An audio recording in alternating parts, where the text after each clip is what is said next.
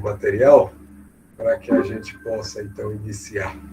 Ok, pessoal, estamos, então, nesta noite abençoada, com a oportunidade de estudar uma obra ímpar, que é o Livro dos Médiuns. É bastante comum ter mediunidade perto de nós, seja na nossa própria família, seja entre amigos. E a maior parte das pessoas não sabem lidar com a mediunidade quando não conhecem o Espiritismo. E mesmo quando conhecem o Espiritismo, e se não estudar, não conseguem lidar adequadamente com a mediunidade. Então, o que nós queremos fazer hoje aqui é homenagear este livro, que vai estar completando hoje, na verdade já completou em janeiro, 160 anos de existência, e ele vem trazendo claridades para todos nós que precisamos nos orientar na condição de médiuns. Essa figura do lado é uma figura de promoção da Federação Espírita Brasileira sobre essa comemoração, e nós vamos trabalhar um pouquinho no entendimento disso. Nós sabemos que Allan Kardec publicou uma enormidade de obras, mas 5 delas se destacam. Essas 5 obras são o que nós chamamos de Pentateuco Espírita. A primeira obra lançada foi o Livro dos Espíritos, em 1857, e depois, em 1861, janeiro de 1861, foi lançado o Livro dos Médiuns. Esse que a gente vai estudar é a segunda edição, que ficou sendo a definitiva. A primeira edição foi modificada por Allan Kardec, e nós, então, adotamos como regra, todos os tradutores, da segunda edição em diante. Depois tivemos o Evangelho segundo o Espiritismo, em 1864, depois o Céu e o Inferno, em 65, e a última obra que Kardec publicou do Pentateuco, em 1868, foi o livro A Gênese. Então, o que nós hoje estamos interessados em examinar é esta obra, que é verdadeiramente uma obra muito importante para nós. Então, vamos dar uma olhada na obra em seu conjunto. Vamos ter uma noção de como é que é essa obra. Quem ainda não teve a oportunidade de estudá-la, apenas tenha folheado, passado uma página aqui, outra ali. Enfim, quem leu, mas não estudou, nós recomendamos profundamente que leiam e estudem as duas coisas juntas, porque o estudo trará condição de compreensão, e compreendendo, nós lidaremos muito melhor com a força chamada mediunidade. Porque não nos esqueçamos, é uma força, como toda força, como toda energia que a gente tem, se não é controlada, ela pode causar danos, ela pode trazer, como na semelhança de uma casa, pode trazer choques, pode queimar aparelhos. Da mesma forma, a mediunidade também pode trazer danos ao corpo físico, pode trazer choques para as pessoas que não estão preparadas para lidar com ela. Então, vamos lembrar e vamos dar uma olhada no conjunto da obra, como dissemos, e lembrar que essa obra, Kardec, além de chamá-la de O Livro dos Médiuns, ele colocou logo abaixo o Guia dos Médiuns e dos Evocadores. Então, na verdade, esse livro é, ao mesmo tempo, um guia para os médiuns, ou seja, quem dá passividade ao espírito, e dos evocadores, quem chama os espíritos para com eles dialogar, que no caso era muito comum na época que Kardec fazia a codificação da obra. Hoje é mais comum os benfeitores nos chamarem do que nós chamarmos eles. E Kardec, algumas pessoas não prestam atenção, colocam uma frase, um conjunto de palavras importante, que aqui está pequenininho, que nós vamos ampliar, porque é importante nós conhecermos a obra desde a primeira página, desde o frontispício. Diz ele, ensino especial, portanto não é qualquer ensino, esse é um ensino totalmente especial, ele é voltado para a teoria de todos os gêneros de manifestações. Então, os espíritos foram que trouxeram esse estudo, Allan Kardec o fez compreensível para nós, e aqui todos os tipos de manifestações que você queira estudar estão nesse livro. Os meios de se comunicar com o mundo invisível também são esclarecidos nesse livro. Como é que você faz para se comunicar com segurança com o mundo espiritual? O desenvolvimento da mediunidade, então a pessoa tem uma mediunidade que começa a aflorar, como é que isso se desenvolve, como é que se educa essa mediunidade, quem é que pode ser médium, quem não pode, quem não tem essa manifestação, tem como desenvolver, tudo isso ele vai responder. Mas vai falar também das dificuldades e os tropeços que se podem encontrar na prática do Espiritismo, constituindo o segmento de O Livro dos Espíritos. Então, toda vez que você for lidar com mediunidade, cuidado, existem tropeços, existem perigos que a gente precisa conhecer antes de mexer com isso. É como você entrar num laboratório de química sem saber diferenciar o ácido sulfúrico da água. Ambos são claros, só pelo olho você os confundiria. Então, se você coloca o dedo no ácido sulfúrico, seu dedo será corroído. Se você coloca na água, nada demais acontece. Então, aqui é a mesma coisa. Você vai entrar num laboratório, que é chamado Laboratório do Mundo Espiritual. E se você não tem controle, não tem domínio, não conhece o assunto, você pode se machucar. Então, ele diz aqui, muito importante, ele vai frisar isso mais à frente na introdução, que este livro constitui o segmento de O Livro dos Espíritos. Ou seja, esse livro é a continuação do Livro dos Espíritos. Logo, é importantíssimo que antes de você estudar esse livro, que você estude o Livro dos Espíritos primeiro. Porque nós vamos ver lá que a segunda parte do Livro dos Espíritos é a preparação para esse livro, basicamente.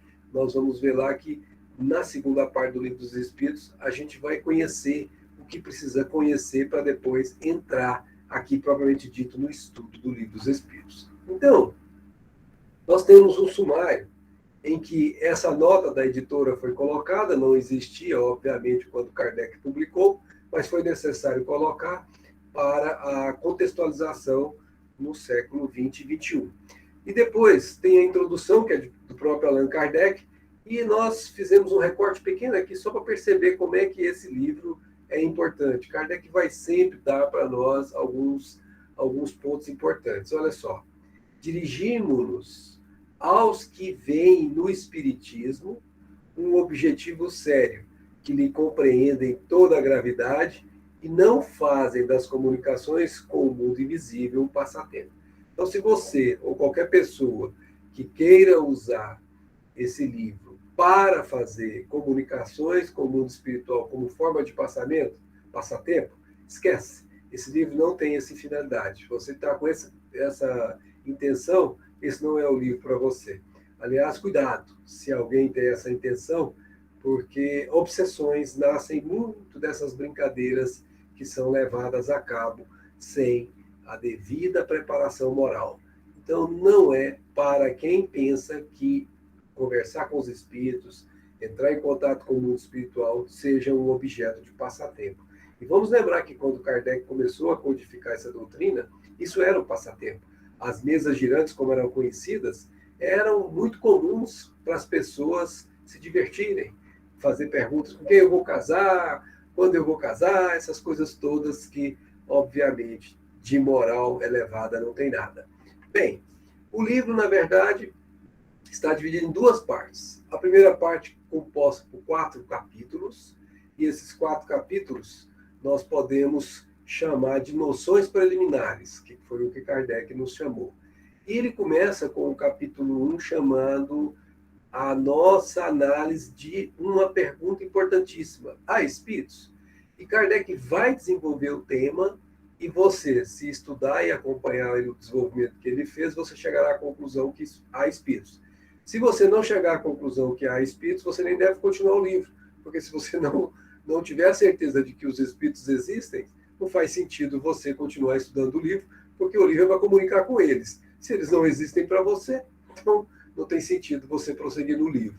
Mas se você tiver boa vontade, tiver com o mínimo possível de conhecimento da leitura preliminar feita no Livro dos Espíritos, você não vai ter a menor dúvida que Kardec desenvolve de uma maneira claríssima a existência dos espíritos. E você vai se convencer disso, com certeza. Do maravilhoso e do sobrenatural é outro capítulo que ele vai tratar também. Depois ele vai falar de um capítulo que se chama do método.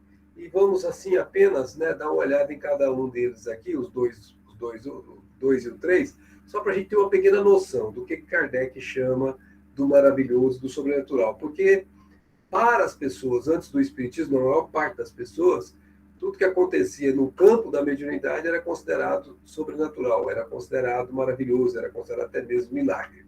Então, Kardec vai dizer: o milagre não se explica. Os fenômenos espíritas, ao contrário, se explicam racionalissimamente. Não são, pois, milagres, mas simples efeitos, cuja razão de ser se encontra nas leis né? Nós não temos aqui absolutamente nada que não esteja nas leis. E aqui ele coloca leis gerais.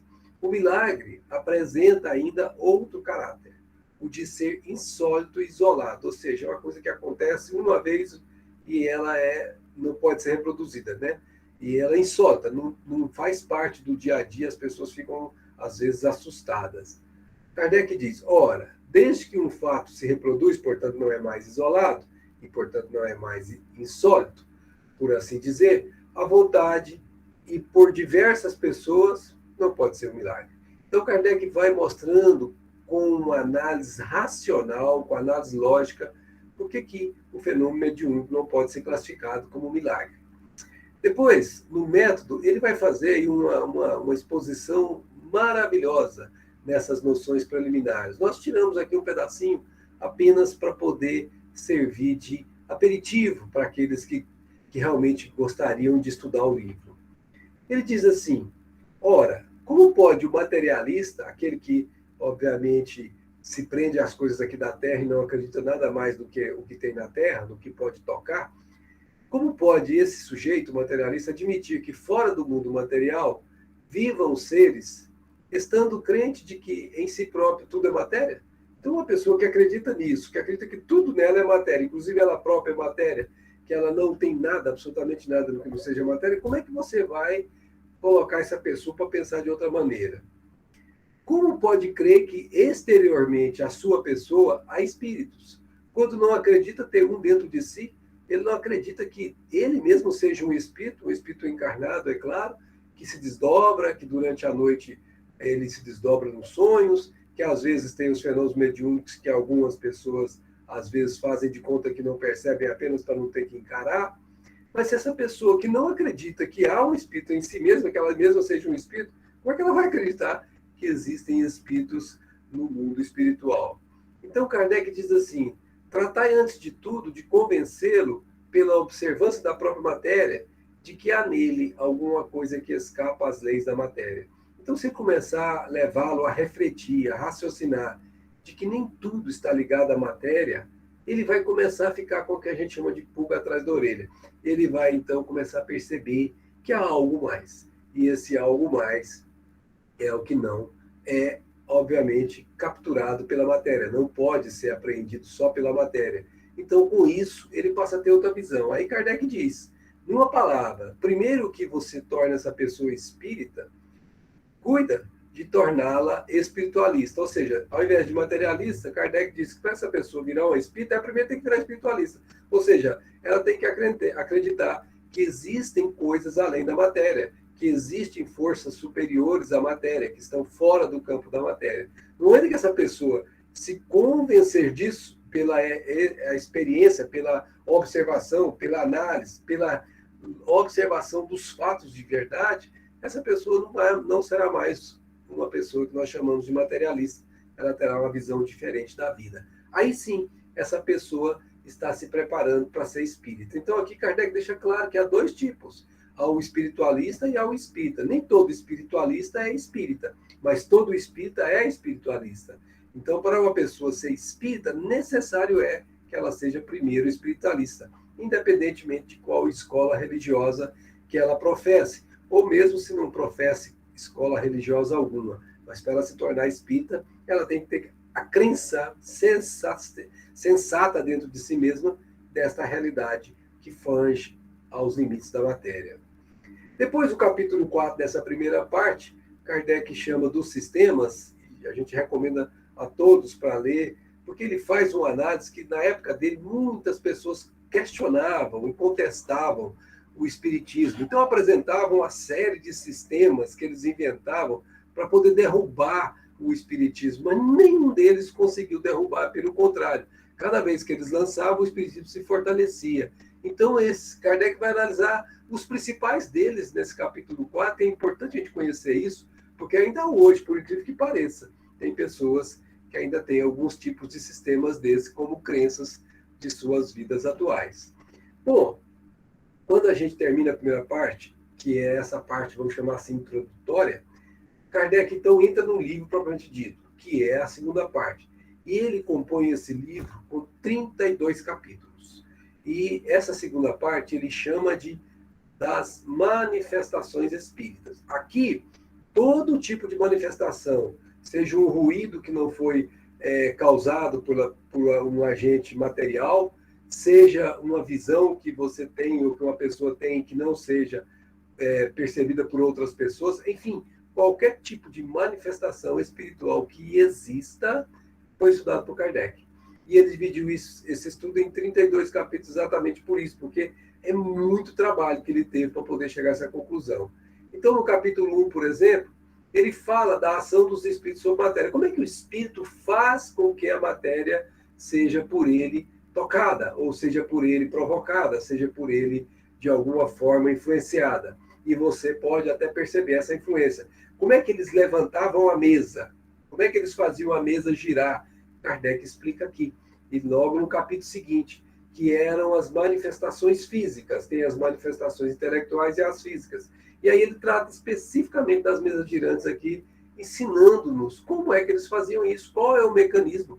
Não, absolutamente não tinha nada de milagre. Pelo contrário, existiam leis que não eram conhecidas, obviamente, até a época em que o Espiritismo chegou à Terra. Então, depois ele fala das manifestações inteligentes, e aí ele vai apresentar o que se chama teoria das manifestações físicas. Como é que os espíritos conseguem fazer movimentos de determinados corpos, suspender os corpos? Como é que eles fazem ruídos? Tem pessoas que percebem o ruído com uma frequência grande. Tem pessoas que percebem só ela o ruído. Tem pessoas que todas que estão ali presentes, sejam médios ou não, percebem o ruído. Como é que isso acontece? Tudo isso, Kardec mostra-nos como se faz. Por exemplo, aumento e diminuição dos pesos dos corpos, que você vai entender como é que uma pessoa consegue levitar. Porque a levitação nada mais é do que a diminuição dos pesos do corpo da pessoa, fazendo com que ela fique mais leve do que a força gravitacional e, tal como um balão, ela consiga flutuar. Como é que eles fazem isso? Qual é a técnica? Qual é o critério? Qual é a ciência que está por trás disso? No capítulo 5, ele vai falar das manifestações físicas espontâneas, aquelas que acontecem sem que você queira, que você possa participar. É muito comum, por exemplo, uma casa com pessoas que moraram lá dessa casa, essas pessoas muito apegadas a essas casas, e você que nunca viu essas pessoas vai morar lá, sei lá, 10 anos depois, e você começa a ouvir ruídos, começa a ouvir perturbações. Duas coisas estão acontecendo. Você está fornecendo o fluido necessário para esses espíritos que estão ali na casa, e essas pessoas que estão na casa estão incomodadas com a sua presença. Quem assistiu o filme Os Outros vai saber um pouquinho do que nós estamos falando. Então, tem vários fenômenos que são reais, pessoal, muito claros e provados. Por exemplo, fenômenos de transportar determinados corpos.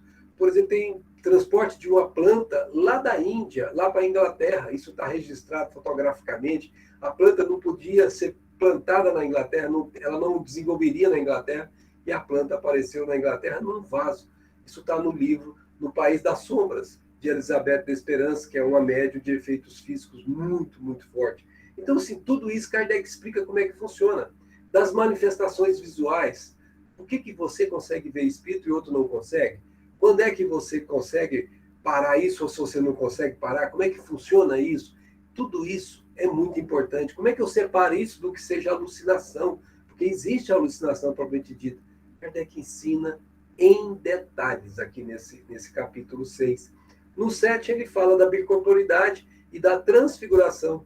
Dois fenômenos que nós temos bastante registrados nas Bíblias, tanto no Velho como no Novo Testamento. Na Bíblia nós temos registrado isso, mas temos registrados até nos dias atuais. Há pouco tempo atrás, Eurípides Barçanufo tinha o processo de bicorporidade muito notoriamente percebido por várias pessoas. E aí ele vai citar vários casos, uma pessoa que se torna invisível para outras. Como é que ela faz isso? Capítulo 8, do laboratório do mundo invisível. Olha a expressão que Kardec usa para chamar esse capítulo.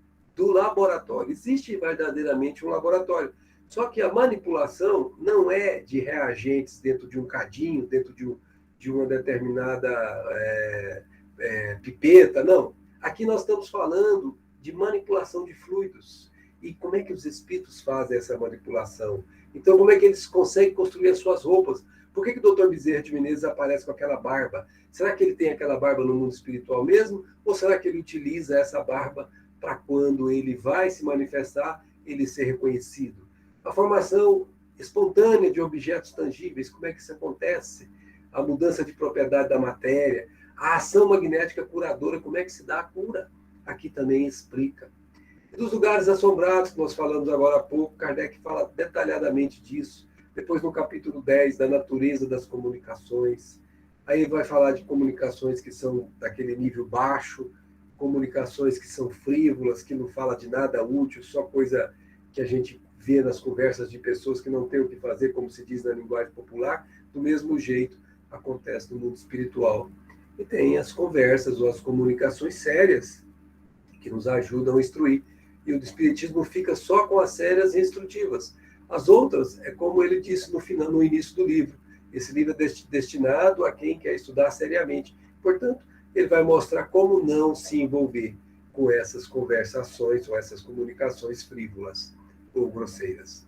No capítulo 11, ele fala da sematologia e da diptologia, ou seja, sinais e pancadas, como é que eles usavam no começo do espiritismo, as pancadas para construir o alfabeto. Então, cada pancada representava uma letra, quando dava 2, 3 pancadas, eles faziam toda uma dificuldade imensa, mas conseguiam se comunicar. E com isso fez o nascimento do espiritismo ser gerado por esse objeto que é o da sematologia. Por isso que a gente deve conhecer, e nesse capítulo Kardec trata disso. No capítulo 12, ele vai falar da pneumatografia, ou escrita direta, da pneumotofonia, ou voz direta, que é o caso que aconteceu várias vezes no Velho Testamento, quando, entre aspas, lá está escrito Deus falava com Moisés. Na verdade, nós sabemos que quem falava com Moisés eram espíritos enviados por Deus, e tudo isso conduzido pelo governador do planeta, que é Jesus. Como é que isso era feito? Como é que essa voz direta acontecia? Vamos ver que os 10 mandamentos que foram gravados em pedras, na verdade a gente chama de tábuas, mas na verdade são rochas. Como é que isso se dá? É uma escrita direta. Como é que isso acontece? Como isso é possível? É possível fazer isso hoje? Quais são as condições? Kardec ensina tudo isso.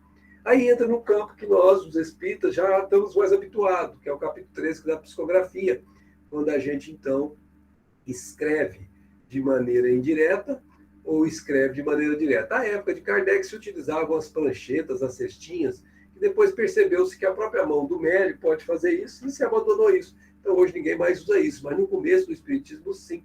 E aí tem a psicografia direta ou manual. A direta é aquela que você não tem o médium presente e aparece escrito num papel o que o espírito quer escrever, sem que ninguém tenha, obviamente, participado disso, exceto o próprio espírito. Como é que isso é feito? Como é que o espírito dá conta de fazer isso? Precisa do médium? Se precisa, como é que o médium participa disso? E depois, no capítulo 14, Kardec vai falar do capítulo que aqui começa a interessar todos que, de alguma forma, têm a mediunidade aflorante. Esse capítulo 14, chamado dos médiuns, vai falar dos médios de efeitos físicos, das pessoas elétricas. Muita gente é chamada aí de bipolar, é chamado de alguns termos aí que a psicologia dá, a psiquiatria, e muitas vezes são mesmo, mas muitas vezes são apenas pessoas que têm essa energia da mediunidade tão forte, tão sem dar vazão a ela, que essa pessoa fica realmente elétrica, como Kardec chama aqui. Vamos falar dos médios sensitivos, dos médios impressionáveis, e essas pessoas não precisam de tratamento médico, propriamente dito. Elas precisam saber utilizar essa força que por ela está sendo gerada. Médios audientes, médios falantes, médios videntes, médios sonambúlicos, médios curadores, médios pneumatográficos. E aqui vamos dar uma olhadinha rápida, porque interessa a todo mundo saber quem é médium. Kardec também trata disso nesse capítulo 14. Ele diz, todo aquele que sente, ou seja, que percebe, num grau qualquer, a influência dos espíritos, é por esse fato médium. Então, se você de alguma forma percebe, mesmo que você não tenha certeza absoluta, mas você não consegue dizer que é uma coisa do mundo físico, você já está categorizado na condição de médium, porque você percebeu. Essa faculdade é inerente ao homem, não constitui, portanto, um privilégio exclusivo. Então, isso aqui não é uma coisa especial. Todo homem traz isso, mesmo que em condição bem assim, embrionária. Mas todos nós, sem exceção, temos mediunidade. Por isso mesmo, diz Kardec, raras são as pessoas que não possuam da mediunidade pelo menos alguns rudimentos. É que a pessoa muitas vezes não para pensar nisso e ela passa a batida a encarnação toda sem saber que aquelas coisinhas que pareciam insignificantes que aconteciam com ela eram mediunidade que ela não conseguia entender. Mas Kardec chega a dizer, pode-se, pois, dizer que todos são mais ou menos médios, dependendo da intensidade de como se sente essa força em nós. Agora, para os nossos conhecimentos no doutrina espírita, a gente só qualifica como médio aquele que realmente a faculdade mediúnica se mostra bem caracterizada, bem patente. E aí, obviamente, não tem como. Eu vi o espírito, eu senti o toque do espírito, eu ouvi o espírito. Então, aqui não tem como você ficar na dúvida. Ah, será que esse pensamento é meu? Será que esse pensamento é meu? Eu posso ter dúvida, porque eu não entendo ainda como é que um pensamento pode nascer de fora, senão por mim mesmo. Às vezes a pessoa não consegue ter certeza, então ela fica na dúvida se é ou não médium. Mas quando você ouve a voz foi falada para você como se alguém estivesse falando, não dá para você ter mais dúvida. Então, prosseguindo, Kardec vai para o capítulo 15, que ele chama dos médiuns escreventes ou psicógrafos, que também vale a pena a gente dar uma olhada, porque tem muito mais gente que tem mediunidade de inspiração e de intuição que você pensa. Muito mais mesmo. Muitas vezes nós mesmos que estamos aqui, que não sabíamos, somos. Vamos dar uma olhadinha como ele tratou isso. Médiuns intuitivos. Ele diz assim, o pensamento nasce à medida que a escrita vai sendo traçada. E a miúde, frequentemente, é contrária à ideia que antecipadamente se formara. Então, se você está escrevendo, ou se você às vezes está até falando, ou se você às vezes está até pensando, se esse pensamento vai nascendo à medida que você vai escrevendo, ou que você vai falando, e é uma ideia que você não estava habitualmente pensando nela, inclusive não é do normal seu pensar, você pode ter certeza que não é você que está gerando essa ideia. Esse pensamento não é seu.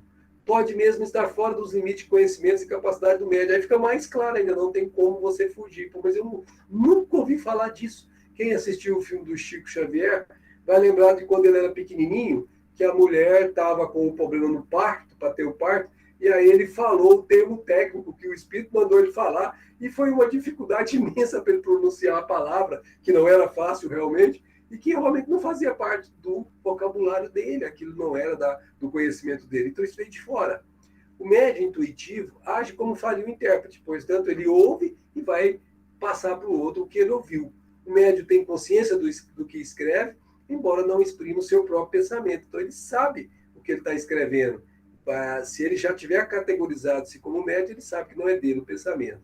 Tem os médiuns inspirados ou involuntários também, que Kardec trata nesse mesmo capítulo, e ele faz perguntas aos espíritos. Qual a causa primária da inspiração? E os espíritos responderam. Nesse livro também tem perguntas e respostas que ajudam a gente a compreendê-lo.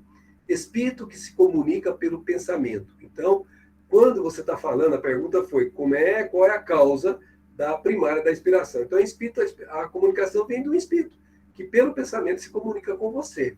Todo aquele que, tanto no estado normal como no estado de êxtase, recebe pelo pensamento ideias preconcebidas, pode ser incluído na categoria dos médiuns inspirados. Então, veja só, muita gente não sabe disso, mas muitas ideias que vêm para os cientistas, que vêm para esses compositores, muitas delas, gente, vêm do mundo espiritual, e ele é, na verdade, um instrumento que acatou aquelas ideias. Como é que eu posso provar a existência da mediunidade de inspiração? Kardec trata disso lá também. Eu estou trazendo aqui apenas alguns trechos para a gente perceber como é rico o livro. Olha só o que ele diz. A prova de que a ideia que sobrevém é estranha à pessoa de quem se trate está em que, se tal ideia lhe existira na mente, essa pessoa seria senhora de a qualquer momento utilizá-la e não haveria razão para que ela se não manifestasse à vontade. Ou seja, quando o assunto é do seu domínio, qualquer hora que você for chamado para falar dele, você falará com desenvoltura. Mas se o assunto é novo, você nunca viu o assunto, e você fala sem desenvoltura por um momento, daqui 2 dias, se você não anotar, você não consegue ter a mesma desenvoltura. É isso que Kardec está dizendo. Então, essa ideia não é sua. Essa construção de conhecimento não é sua, pertence a outro que passou por você e você interpretou bem. Aquele que possui ideias próprias tem sempre essas ideias à disposição. Se elas não lhes vêm quando quer, é que ele está obrigado a buscá-las em algum lugar, que não em si próprio, no seu íntimo. Então, essas ideias pertencem ao mundo espiritual, a algum espírito. A mediunidade de inspiração é uma variedade da mediunidade intuitiva, né? Então, na verdade, as duas coisas são quase que se confundem. Né? A mediunidade de inspiração versus a mediunidade de intuição. Kardec esclarece como é que eu separo uma da outra. A intervenção de uma força oculta na mediunidade inspirada é muito menos sensível. Então, na inspiração, você não capta vamos dizer, com a mesma força que você capta na intuição. Então, a intuição é mais intensa. A inspiração é até, às vezes, muito imperceptível, por tão sensível que é.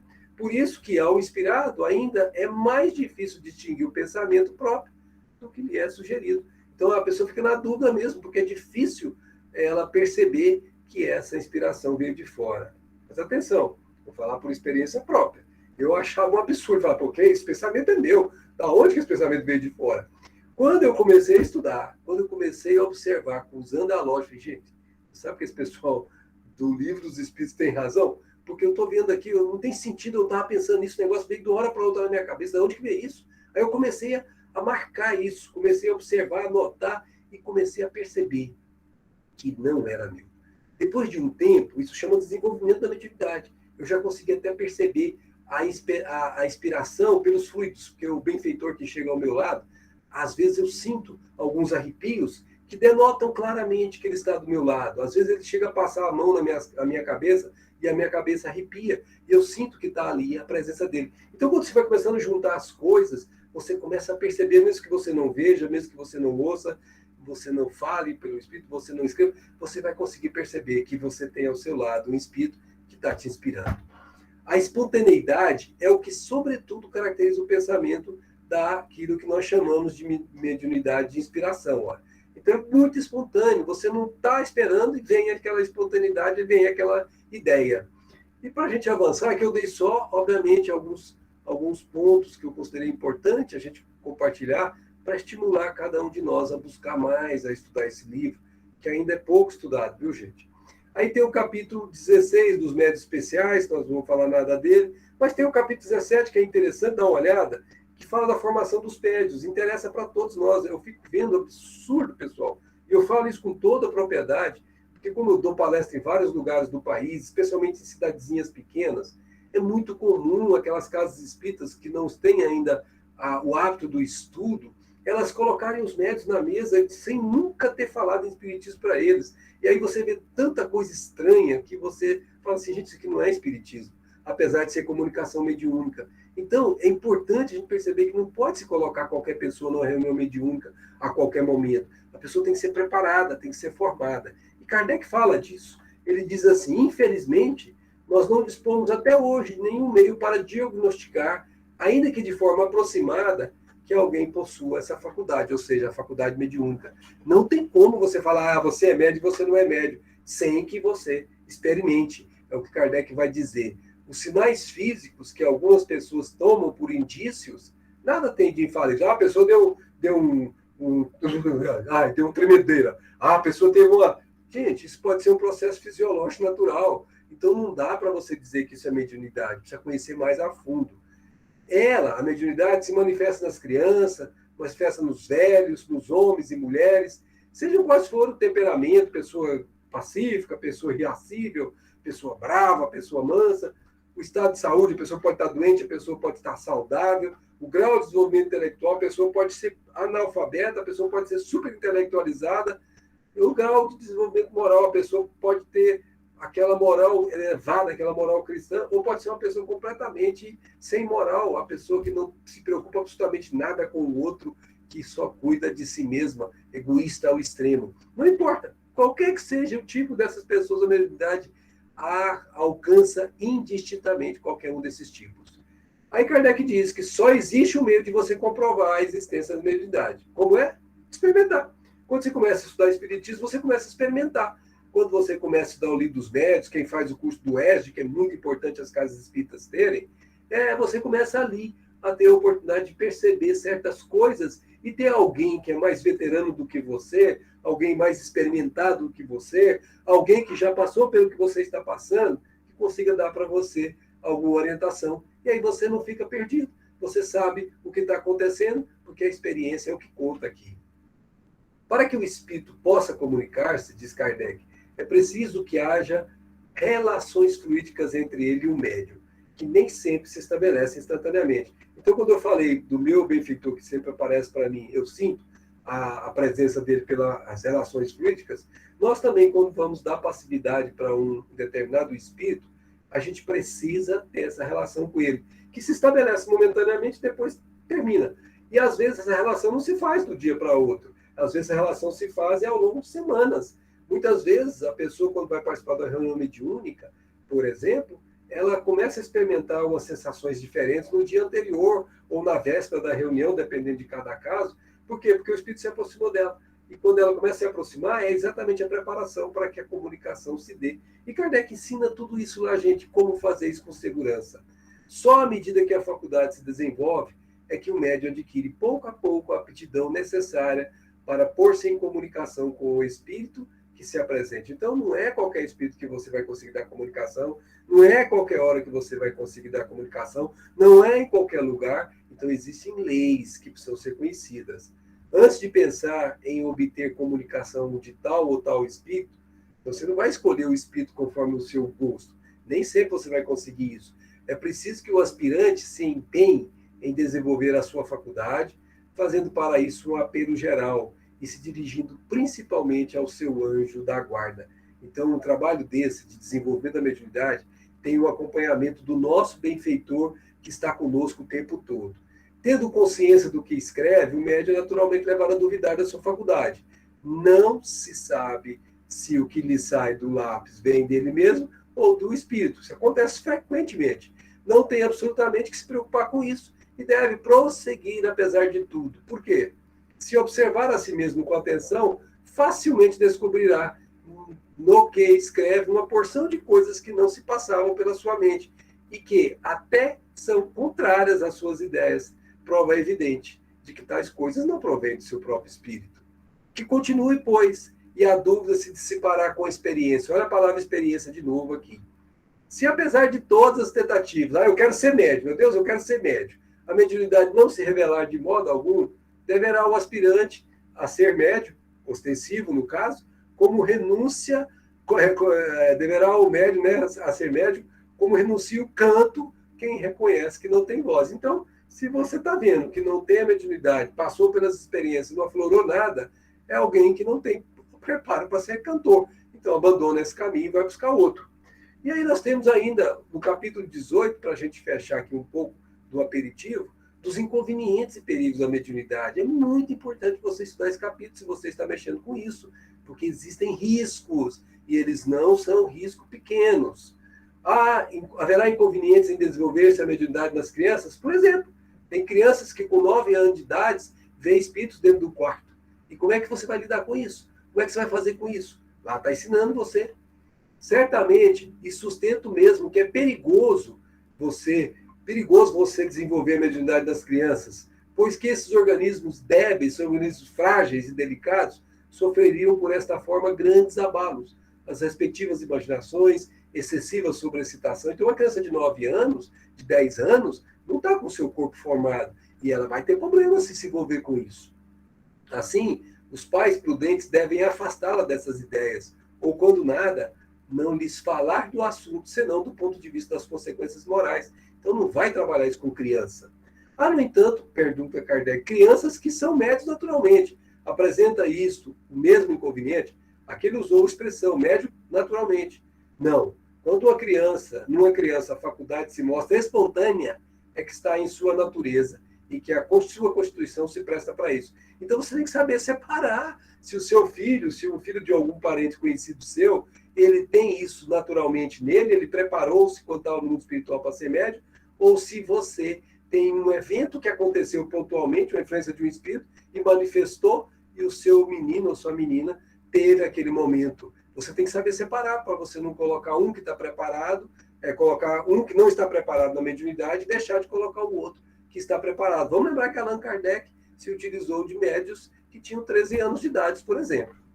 Em que idade se pode ocupar sem inconvenientes da mediunidade? Não há idade precisa, respondem eles. Tudo dependendo inteiramente do desenvolvimento físico, olha aí como é importante o desenvolvimento físico, e ainda mais do que o do físico, do desenvolvimento moral. Então, se tem uma pessoa que tem uma moral muito complicada, você colocar ela para trabalhar desde pequeno com o espírito, você pode fazer com que ela se vincule a espíritos voltados ao mal. Isso pode ser problema.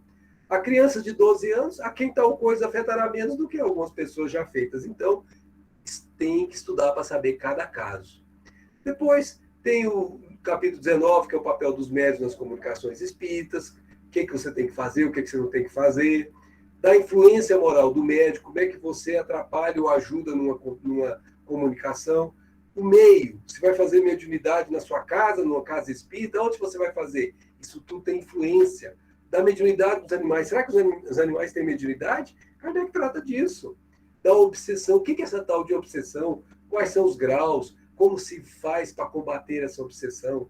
Como vencê-la? Da identidade dos espíritos, no capítulo 24.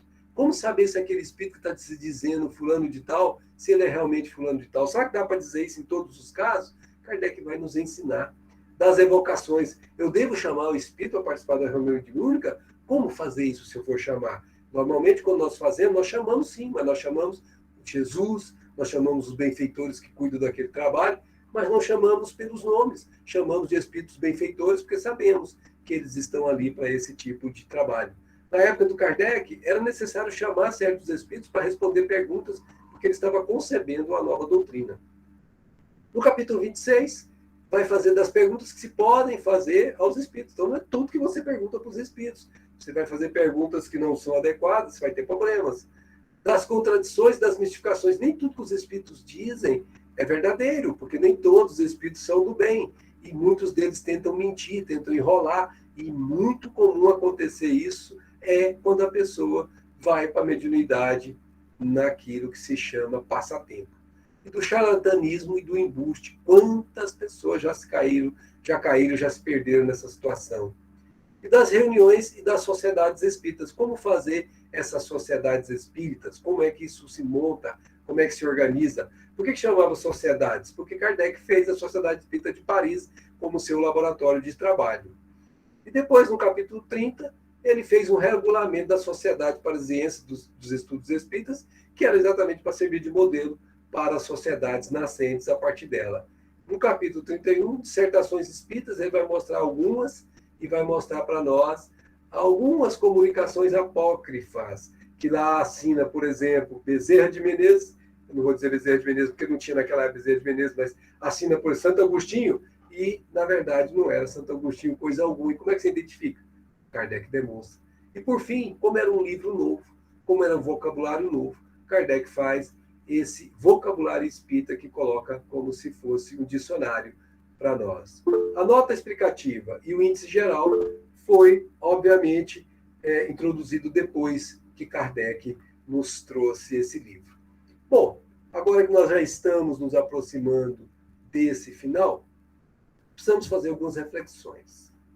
Nós sabemos que o Livro dos Médiuns, como todos os livros espíritas, nos levam a fazer o bem. O objetivo desses livros é que nós aprendamos a fazer o cumprimento da lei de Deus. E cumprir a lei de Deus é fazer o bem pelo bem de todos. Mas não é fácil fazer o bem. Todo mundo que busca isso sabe como tem dificuldades. E a pergunta é como ser ajudado na tarefa de fazer o bem. E nesse próprio livro, por incrível que pareça, Kardec nos ensina. Olha o que o mestre de Lyon nos ensina. A inspiração procede principalmente dos espíritos que querem o nosso bem. Pode acontecer a inspiração de espírito que não quer o nosso bem? Pode. Mas o dominante, se você estiver preparado, se você estiver predisponente, é o seu espírito que quer te ajudar. E cujos conselhos, muito frequentemente, cometemos o erro de não seguir. Então, veja, pessoal. A inspiração vem. Mas nós, porque não estudamos, achamos que aquilo não deve ser seguido e acabamos largando isso de mão e perdemos oportunidades de ouro de conseguir fazer o que temos que fazer. Sob esse aspecto, diz Kardec, pode dizer-se que todos são médios, porquanto não há quem não tenha seus espíritos protetores e familiares a se esforçarem por sugerir aos protegidos salutares ideias. Gente, eles cuidam de nós lá. Precisa saber se nós queremos ser cuidados por eles, aceitando as sugestões deles. Se todos estivessem bem compenetrados dessa verdade, ninguém deixaria de recorrer com frequência à inspiração do seu anjo de guarda nos momentos em que não sabe o que dizer ou fazer. Então eu estou num problema, gente. Eu faço isso muito hoje, graças a Deus. Eu não sei o que fazer. Não sei mesmo. Eu faço uma prece rápida, fecho meus olhos, se é possível, ou apenas me fecho para o mundo e faço em pensamento. Amigos, me ajudem. O que fazer? Eu não sei o que fazer nessa situação. E deixo um tempinho, e daí parece milagre. Vem aquelas ideias aqui, parece que a gente chama em inglês de insight. Ou seja, vem a inspiração. E aí você faz, porque foi uma sugestão que você não tinha em você, que veio de fora. Que cada um, pois, invoque, ou seja, chame com fervor e confiança em caso de necessidade, e muito frequentemente se admirar das ideias que lhe surgem como por encanto, como dissemos agora no nosso caso pessoal. Por isso, quando a gente termina esta apresentação, a gente busca sempre esta passagem que Jesus, lá anotado por Mateus no capítulo 26, versículo 41, nos convoca. Se você vai mexer com mediunidade, se você vai mexer com sua própria melhoria, e você vai fazer isso tendo que lidar com os espíritos, muita atenção, vigia e ora, para que você não entre em tentação com os espíritos que não são de Deus. Palavras de João, não são de Deus. Ainda voltam-se para o mal, porque em todos os momentos da vida nós somos influenciados pelo bem e pelo mal. Quando nós estudamos a mediunidade, nós conseguimos discernir claramente quando a inspiração está vindo do mal, e aí temos como combatê-la. Mas quando não estudamos, ficamos pensando que aquilo faz bem, que aquilo é bom, e às vezes damos vazão àquilo e percebemos o erro que cometemos logo depois. Então, minhas amigas e meus amigos, vigiar e orar para não entrar no erro, não cair na tentação de querer fazer o que não convém à sã doutrina, é uma regra de ouro. E estudando o Livro dos Espíritos, você consegue saber mais precisamente quando você precisa vigiar e quando você precisa orar. E é nesse contexto que convidamos a todas e a todos que nos veem e nos ouvem para que estudem esse livro, estudem com profundidade, porque muita luz se fará na cabeça e nos espíritos de todos nós. Então agradecemos a presença de todos e dizemos que estudem, porque vale a pena estudar, e o estudo com certeza nos traz sempre o crescimento espiritual. Muito obrigado a todas, muito obrigado a todos e muita paz.